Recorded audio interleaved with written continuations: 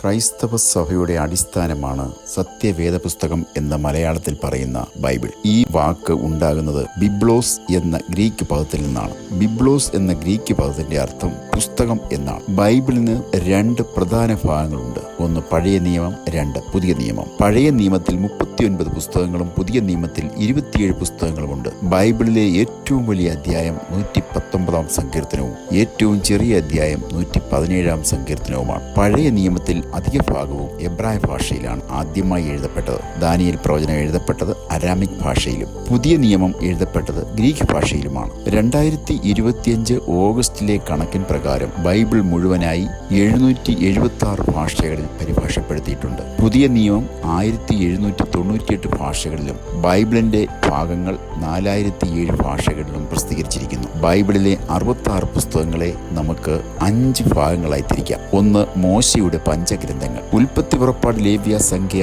ആവർത്തനം എന്നീ 5 ഗ്രന്ഥങ്ങളാണ് മോശയുടെ പഞ്ചഗ്രന്ഥങ്ങളായി അറിയപ്പെടുന്നത്. രണ്ടാമത് ചരിത്ര പുസ്തകങ്ങളാണ്. യോശുവ, ന്യായാധിപന്മാർ, രൂത്ത്, രാജാക്കന്മാരുടെ പുസ്തകങ്ങൾ. 1 ശമൂവേൽ, 2 ശമൂവേൽ, 1 രാജാക്കന്മാർ, 2 രാജാക്കന്മാർ. എസ്ര, നെഹമ്യാവ്, എസ്തേർ.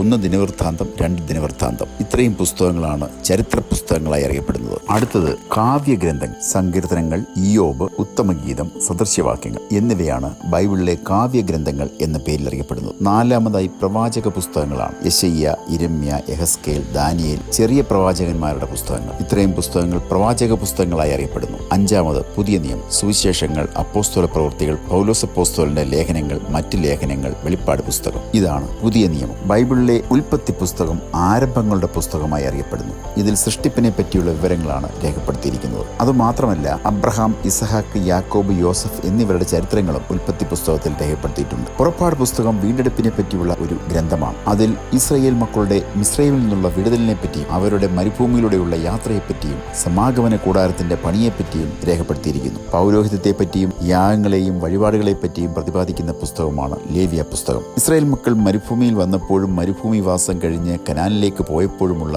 അവരുടെ സംഖ്യകളെ കാണിക്കുന്ന ഒരു പുസ്തകമാണ് സംഖ്യാ പുസ്തകം. ആവർത്തന പുസ്തകം ദൈവം ഇസ്രായേലിന് നൽകിയ കൽപ്പനകളും നിയമങ്ങളെയും ആവർത്തിച്ച് രേഖപ്പെടുത്തിയിരിക്കുന്നു. യോശുവയുടെ പുസ്തകത്തിൽ ഇസ്രായേലിയർ കനാൻ നാട് ആക്രമിച്ച് കീഴടക്കിയതിന്റെയും ഇസ്രായേലിയർക്ക് കനാൻ നാട് ഭാഗിച്ചു കൊടുത്തതിന്റെയും വിവരങ്ങൾ രേഖപ്പെടുത്തിയിരിക്കുന്നു. ന്യായപ്രമാണ പുസ്തകത്തിൽ ഇസ്രായേലിന്റെ 13 ന്യായാധിപന്മാരുടെ ഭരണത്തെപ്പറ്റിയുള്ള കാര്യങ്ങളാണ് നൽകിയിരിക്കുന്നത്. അടുത്തതായി രൂത്തിന്റെ പുസ്തകം. ന്യായാധിപന്മാരുടെ കാലത്ത് നടന്ന ഒരു സംഭവ കഥയാണ് അതിൽ നൽകിയിരിക്കുന്നത്. 1, 2 ശമൂവേലിന്റെ പുസ്തകങ്ങൾ ശമൂവേൽ പ്രവാചകന്റെയും ദാവീദ് രാജാവിന്റെയും കാലങ്ങളിലെ ഇസ്രായേലിയരുടെ ചരിത്രമാണ് നൽകിയിരിക്കുന്നത്. രാജാക്കന്മാരുടെ 1, 2 പുസ്തകങ്ങളിൽ ശലോമോന്റെ ഭരണം മുതൽ രാജവംശത്തിന്റെ അന്ത്യം വരെയുള്ള സംഭവങ്ങളും ഉൾപ്പെടുത്തിയിരിക്കുന്നു. ദിനവൃത്താന്തം 1 പുസ്തകത്തിൽ ആദാം മുതലുള്ള വംശാവലി മുതൽ ആരംഭിച്ച് ഇസ്രായേലിന്റെ ചരിത്രം ആവർത്തിച്ചിരിക്കുന്നു. അതിന്റെ തുടർച്ചയായി ചരിത്രം 2 പുസ്തകത്തിലും നൽകിയിരിക്കുന്നു. എസ്രയുടെ പുസ്തകം യെരുശലേം ദേവാലയം രണ്ടാമത് പണിതതിന്റെ കഥയാണ്. നെഹമ്യാവിന്റെ പുസ്തകം യെരുശലേമിലെ മതിലുകൾ വീണ്ടും പണിതതിന്റെ വിവരങ്ങളാണ്. എസ്തേറിന്റെ പുസ്തകം പഴയ നിയമത്തിൽ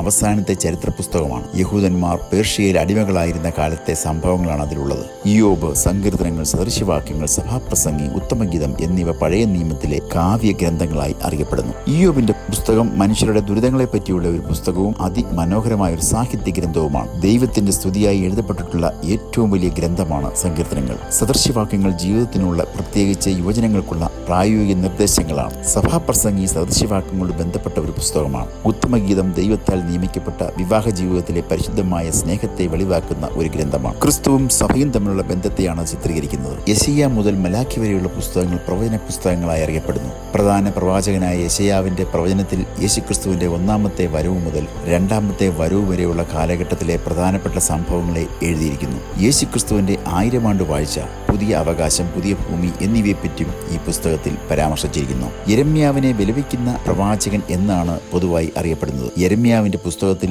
പ്രധാനമായുള്ള സന്ദേശം ഇസ്രായേലിയർ മാനസാന്തരപ്പെട്ട് ദൈവത്തിലേക്കും മടങ്ങി വരണം എന്നതാണ്. യെഹെസ്കേൽ പുസ്തകം ബാബിലോണിൽ പ്രവാസികളായിരുന്ന യഹൂദന്മാരോടുള്ള സന്ദേശമാണ്. ഈ കാലങ്ങളിൽ വ്യക്തമായി നിറവേറുന്ന പല പ്രവചനങ്ങളും അതിലുണ്ട്. ദാനിയേൽ പ്രവചനം ബൈബിളിൽ അത്ഭുതമായ ഒരു ഗ്രന്ഥമാണ്. അതിന്റെ 2-ാം അധ്യായത്തിൽ ബാബിലോൺ സാമ്രാജ്യം മുതൽ ക്രിസ്തുവിന്റെ 2-ാമത്തെ വരവ് വരെയുള്ള പല കാര്യങ്ങളും അടയാളപ്പെടുത്തിയിരിക്കുന്നു. ഹോശേയ പ്രവാചകന്റെ പുസ്തകം ഇസ്രായേൽ ജനത ദൈവത്തോട് അവിശ്വസ്തരായി തീരുന്നതിനെ പറ്റിയുള്ള ഒരു സന്ദേശമാണ് നൽകിയിരിക്കുന്നത്. നൽകിയിരിക്കുന്നത്. യോവേൽ പ്രവചനത്തിൽ ആ കാലം മുതൽ മഹോദ്രവ കാലം വരെയുള്ള പല സംഭവങ്ങളും രേഖപ്പെടുത്തിയിരിക്കുന്നു. ഇടയ പ്രവാചകനായിരുന്ന ആമോസിന്റെ പ്രവചനത്തിൽ ദൈവഭക്തിയുള്ള ജീവിതത്തിൽ നീതി ആവശ്യമാണെന്ന് ചൂണ്ടിക്കാണിച്ചിരിക്കുന്നു. ഒബേദ്യ പ്രവാചകന്റെ പുസ്തകത്തിൽ വിഷയം ഏദോമിന്മേലുള്ള ദൈവീക ന്യായവിധിയാണ്. യേശുക്രിസ്തുവിന്റെ നിഴലായി യോനെ അതിൽ അടയാളപ്പെടുത്തിയിരിക്കുന്നു. ദൈവത്താൽ അയക്കപ്പെട്ടവനും മരണ പുനരുദ്ധാനങ്ങൾക്ക് ശേഷം ജാതികൾക്ക് രക്ഷാസന്ദേശം എത്തിച്ചവനുമായ ക്രിസ്തുവിന്റെ നിഴലാണ് യോന. മീഖ പ്രവചനത്തിൽ യേശുക്രിസ്തു ജനിക്കാൻ പോകുന്നതിനെപ്പറ്റിയും എവിടെ ജനിക്കുമെന്നതിനെപ്പറ്റിയും അറിയിച്ചിരിക്കുന്നു. നഹൂമിന്റെ പ്രവചനം യോനയുടെ പ്രവചനത്തിന്റെ തുടർച്ചയാണ്. സെഫന്യാവിന്റെ പുസ്തകത്തിൽ മഹോപദ്രവ കാലത്ത് വെളിപ്പെടുന്ന ദൈവത്തിന്റെ കോപത്തെപ്പറ്റി അറിയിച്ചിരിക്കുന്നു. ഹഗ്ഗായിയുടെ പുസ്തകത്തിൽ യെരുശലേം ദേവാലയം പണിയുന്നതിനുള്ള അവരുടെ വിമുഖതയെ വിമർശിച്ച് എഴുതിയിരിക്കുന്നു. സക്കറിയാവിന്റെ പ്രവചനത്തിൽ യെരുശലേം ദേവാലയം പണിയുന്നത് മുതൽ യേശുക്രിസ്തുവിന്റെ 1000 ആണ്ട് വാഴ്ച വരെയുള്ള പല കാര്യങ്ങളും എഴുതിയിരിക്കുന്നു. മലാഖിയുടെ പുസ്തകത്തിൽ യോഹന്നാൻ സ്നാപകന്റെ ശുശ്രൂഷയെപ്പറ്റിയാണ് നൽകിയിരിക്കുന്നത്. പഴയ നിയമത്തിനും പുതിയ നിയമത്തിനും ഇടയ്ക്ക് 400 നിശബ്ദ വർഷങ്ങൾ കടന്നുപോയി.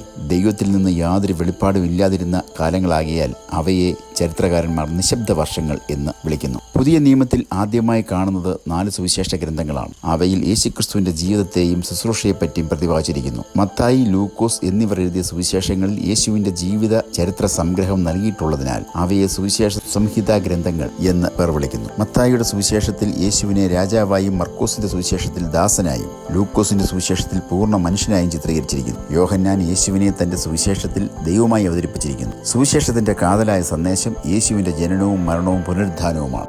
അപ്പോസ്തല പ്രവൃത്തികളിൽ പെന്തക്കോസ്ത് നാൾ മുതൽ അപ്പോസ്തലന്മാരുടെ മരണകാലം വരെയുള്ള ക്രിസ്തീയ സഭയുടെ ചരിത്രം രേഖപ്പെടുത്തിയിട്ടുണ്ട്. എബ്രായർക്ക് എഴുതിയ ലേഖനം പൗലോസ് അപ്പോസ്തലൻ എഴുതിയതാണ് എന്ന് ചിന്തിക്കുകയാണെങ്കിൽ റോമർക്ക് എഴുതിയ ലേഖനം മുതൽ എബ്രായർക്ക് എഴുതിയ ലേഖനം വരെയുള്ള പൗലോസ് അപ്പോസ്തലന്റെ ലേഖനങ്ങളാണ്. റോമർക്ക് എഴുതിയ ലേഖനം പ്രധാനപ്പെട്ട ഉപദേശ സിദ്ധാന്തങ്ങൾ അടങ്ങിയ ഒരു പുസ്തകമാണ്.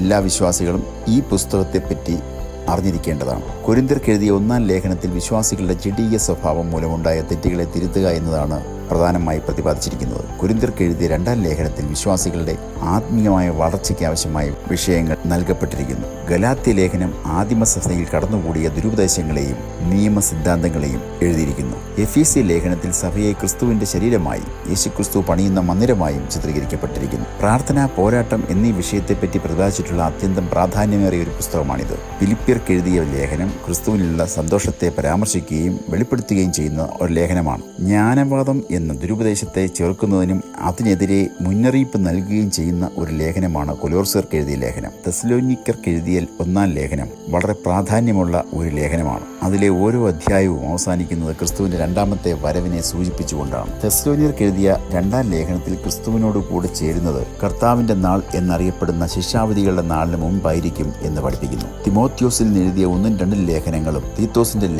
ലേഖനവും സഭാ ശുശ്രൂഷകന്മാർക്കുള്ള ലേഖനങ്ങൾ എന്ന് അറിയപ്പെടുന്നു. സഭാ ശുശ്രൂഷകൾ സംബന്ധിച്ചുള്ള പ്രധാന കാര്യങ്ങൾ അവയിൽ ഉൾക്കൊള്ളിച്ചിരിക്കുന്നു. യേശുക്രിസ്തു നമുക്ക് പകരമായി തീർന്നതിനാൽ തന്റെ നീതിയെ നമ്മുടെ നീതിയായി തീർത്തെന്നതിനെ ചിത്രീകരിക്കുന്ന ഒരു ലേഖനമാണ് ഫിലോമോൻ എഴുതിയ ലേഖനം. എബ്രായ ലേഖനം യേശുക്രിസ്തുവിന്റെ മഹാപുരോഹിത ശുശ്രൂഷയെ വെളിപ്പെടുത്തുന്നു. യഹൂദമതത്തിലെ പുരോഹിത ശുശ്രൂഷയേക്കാൾ ശ്രേഷ്ഠമാണെന്ന് തെളിയിക്കുകയും ചെയ്യുന്നു. യാക്കോബിന്റെ ലേഖനം പ്രായോഗിക ക്രിസ്തീയ ജീവിതത്തെ പരാമർശിക്കുന്നു. വിശുദ്ധന്മാർക്ക് പരമേൽപ്പിക്കപ്പെട്ട വിശ്വാസത്തിന് വേണ്ടി പോരാടുക എന്നതാണ് യാക്കോബ് എഴുതിയ ലേഖനത്തിന്റെ പ്രതിപാദ്യ വിഷയം. പത്രോസിന്റെ 1-ാം ലേഖനത്തിൽ ക്രിസ്തുവിന്റെ അനുയായികൾക്ക് ഉള്ള കഷ്ടതകളെക്കുറിച്ചാണ് അറിയിച്ചിരിക്കുന്നത്. പത്രോസിന്റെ 2-ാം ലേഖനത്തിൽ വ്യാജ ഉപദേഷ്ടാക്കന്മാരെ കുറിച്ചുള്ള മുന്നറിയിപ്പാണ്. യോഹന്നാന്റെ 1-ാം ലേഖനം രക്ഷയുടെ ഉറപ്പിനെ പറ്റിയും നൽകിയിരിക്കുന്നു. ക്രിസ്തീയ ജീവിതത്തോടുള്ള ബന്ധത്തിൽ സത്യത്തിന്റെ പ്രാധാന്യത്തെ വെളിപ്പെടുത്തുന്ന ഒരു ലേഖനമാണ് യോഹന്നാന്റെ 2-ാം ലേഖനം. യോഹന്നാന്റെ 3-ാം ലേഖനത്തിൽ ആദിമസഭയുടെ ഒരു വിവരണം കാണാം. ബൈബിളിലെ അവസാനത്തെ ഗ്രന്ഥമായ വെളിപ്പാട് പുസ്തകം അത് പുതിയ നിയമത്തിലെ പ്രവചന പുസ്തകമാണ്. ഉൽപ്പത്തി പുസ്തകം ആരംഭങ്ങളുടെ പുസ്തകമായതുപോലെ തന്നെ വെളിപ്പാട് പുസ്തകം അവസാനങ്ങളുടെ പുസ്തകമാണ്. ഈ പുസ്തകത്തിൽ നമുക്ക് ക്രിസ്തുവിനെ തന്റെ പൂർണ്ണമായ മഹത്വത്തോടുകൂടി കാണാൻ കഴിയും.